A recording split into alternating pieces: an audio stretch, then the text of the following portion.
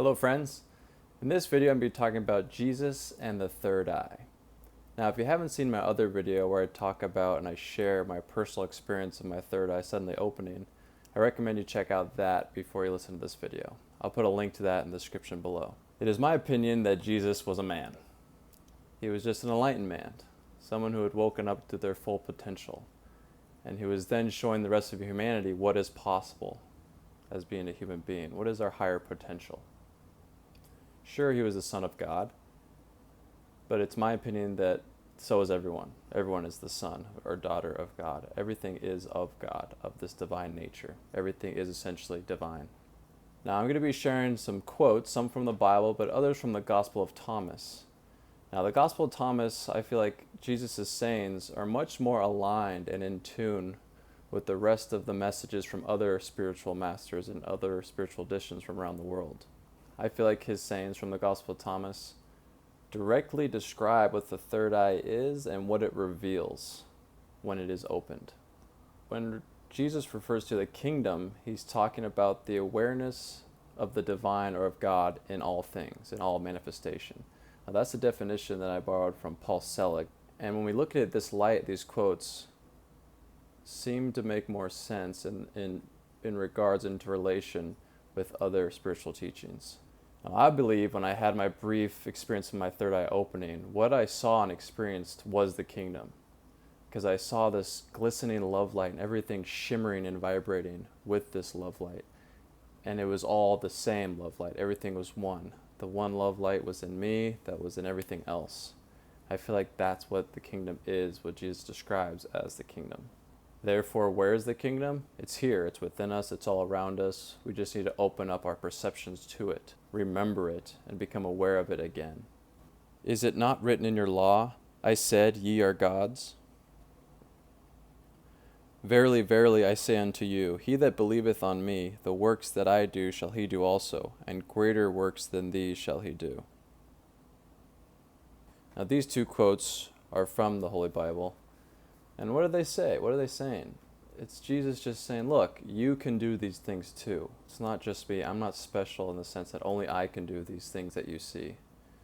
You are capable of doing these things. This is the human potential that I'm showing you. When will the kingdom come? It will not be said, look, here it is, or look, there it is. Rather, the Father's kingdom is spread out upon the earth, and people do not see it. This quote really blew my mind when I first found it and read it in the Gospel of Thomas. Because what is he saying? He's saying the kingdom isn't somewhere else. It's not later, it's not up in the clouds, it's not somewhere you go after you die. It's here, it's all around us, and it's within us. It is spread out upon the earth, and people do not see it. If those who lead you say to you, see, the kingdom is in the sky, then the birds of the sky will precede you. If they say to you, it is in the sea, then the fish will precede you. Rather, the kingdom is inside of you, and it is outside of you. When you come to know yourselves, then you will become known, and you will realize it is you who are the sons of the living Father. This is another quote I really like, and it gives me goosebumps whenever I read it. Because, again, he's placing it right within you, and he's saying the living Father. Right? It's a living presence that's within us.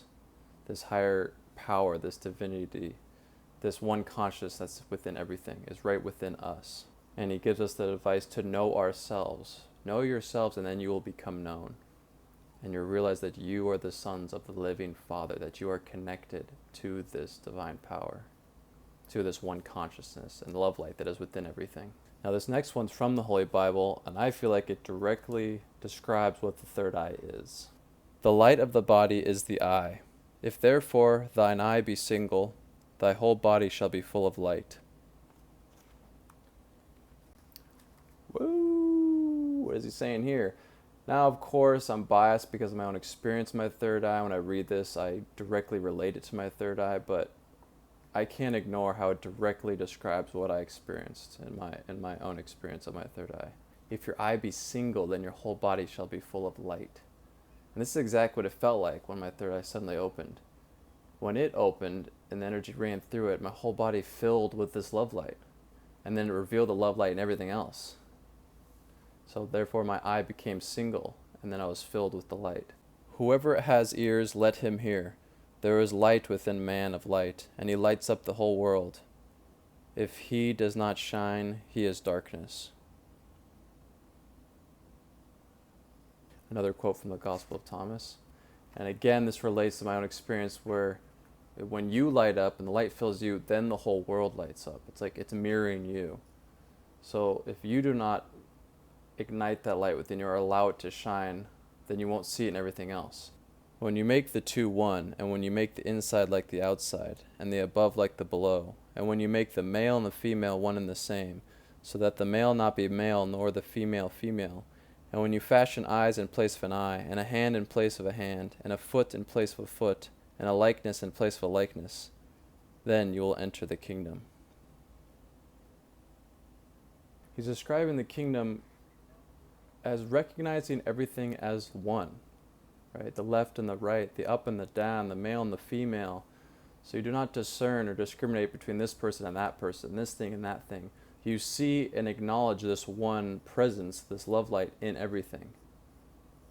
And that is the kingdom. When you acknowledge everything as this one energy, as this one vibration, then you enter the kingdom. I am the light that is over all things. I am all. From me all has come forth, and to me all has reached. Split a piece of wood, I am there. Lift up the stone, and you will find me there. He expressed it and fully embodied it, and he was bold in his expression, saying, I am this light. I am the same as this light in everything.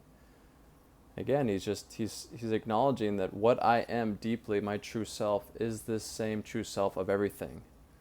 So again, I feel like the third eye is what reveals the kingdom here and now all around us, because it allows us to see that vibration, that foundational vibration of love light, because I call it love light because it feels like love and it looks like light, and it's in with everything.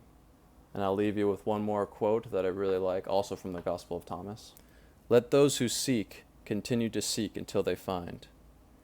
He who seeks will find, and he who knocks will be let in. So enlightenment is possible.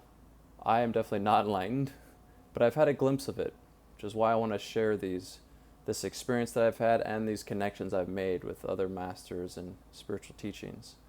Because it is possible. There is so much potential here that we have forgotten as the human beings. And I like this quote because he encourages us to keep looking, keep seeking. Once you ask humbly and keep searching, you will find. Things will happen. So I encourage you to keep looking for answers, keep seeking this higher perception and higher consciousness. If you want to read more about my experience and about these connections I've made, other quotes from other masters, you can check out my book. It's called The Eye Opening. I'll put a link below to the Amazon page. Thank you for watching.